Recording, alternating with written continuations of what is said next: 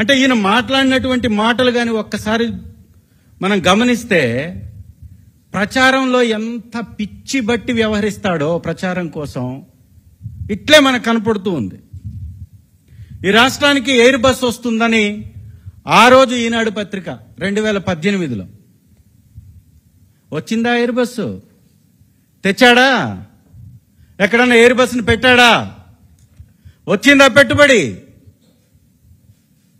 అసలు ఈ వ్యవహారం ల్యాండ్ అయిందా? అగ్రిమెంట్ అయిందా? ఇదొకటి.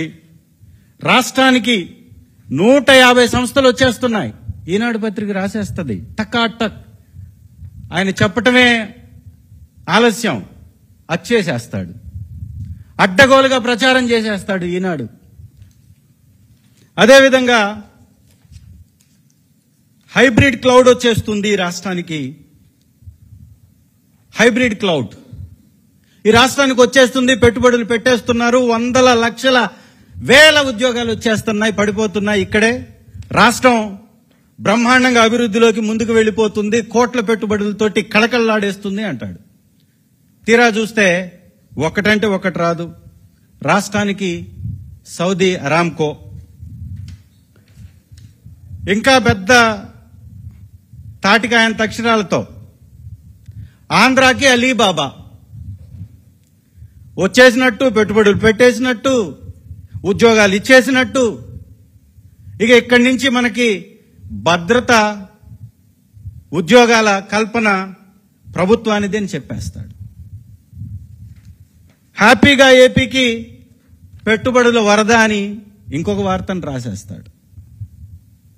ఇవన్నీ కానీ ఒక్కసారి నెమరు వేసుకుంటే ఇవన్నీ ఊహాజనితమైనటువంటి ప్రచారాలు తప్ప పెట్టుబడులు సాధించటానికి కానే కాదు అనేది మాత్రం ఇవన్నీ ఉదాహరణలు మనం ఒక్కసారి గమనిస్తే ఇట్టే అర్థమైపోద్ది. ఎందుకు చంద్రబాబు నాయుడు గారు విచ్చలవిడిగా ఇవి విదేశీ పర్యటనలు చేస్తూ ఉంటాడంటే జల్సాలకు అలవాటు పడ్డటువంటి మంత్రుల్ని, జల్సాలకి ప్రభుత్వ డబ్బుని విరివిగా ఖర్చు పెట్టడానికి అలవాటు పడ్డటువంటి చంద్రబాబు నాయుడు గారి ప్రభుత్వం మంత్రుల్ని, ఎమ్మెల్యేలని షికారులకు తీసుకెళ్తాడు. ఇక్కడ సంపాదించినటువంటి సంపాదనని అక్కడ దాచిపెడతాడు.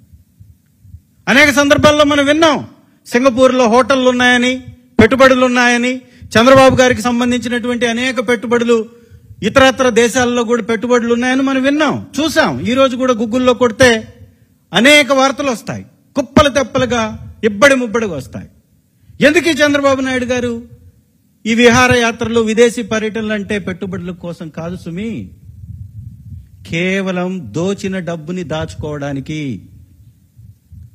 ఈ 16 నెలల కాలంలో ఈ రాష్ట్రంలో వచ్చినటువంటి అడ్డగోలు అవినీతి సొమ్ముని భద్రంగా స్పెషల్ ఫ్లైట్లలో తీసుకెళ్లి దాచిపెట్టుకొని రావడానికే వారి యొక్క విదేశీ పర్యటనలు తప్ప ఇంకొకటి కానే కాదు. ఇది వాస్తవం, నిజం.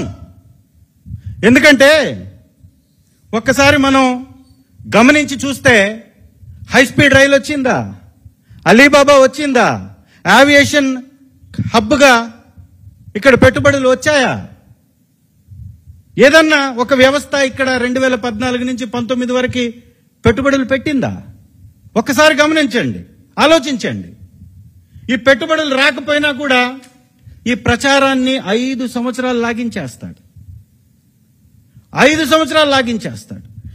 ఎట్లుంటుందంటే ఈ ప్రచారం వారిది 2017లో కిదంబి శ్రీకాంత్ గారికి షట్లర్ ఒలింపిక్స్ లో గెలిస్తే నోబెల్ ఇచ్చేస్తాడంట.